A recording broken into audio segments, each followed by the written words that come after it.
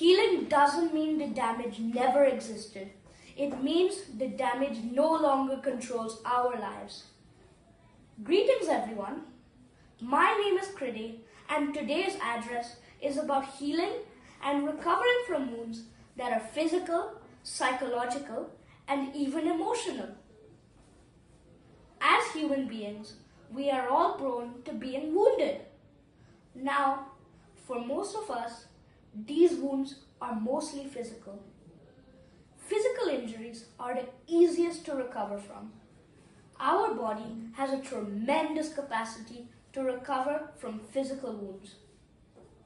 Doctors, therapists, and nurses help us with medication that helps us recover from illnesses and injuries.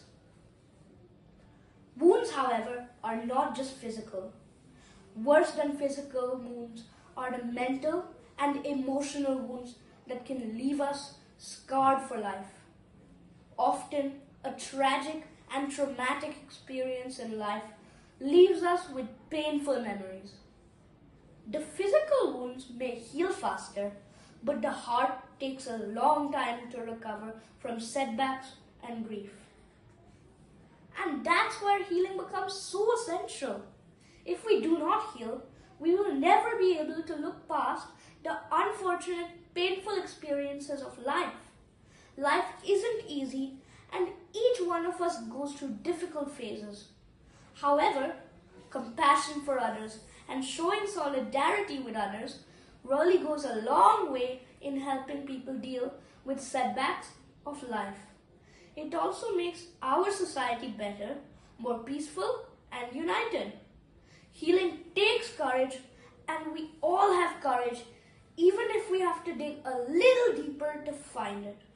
So, be resilient, be strong, be a healer. Lend each other a shoulder to rely on and make the world a better place. Let the world recognize you as a healer who spreads smiles and takes grief away. Be the torchbearer of hope for those around you and spread smiles wherever you go. Thank you, ladies and gentlemen.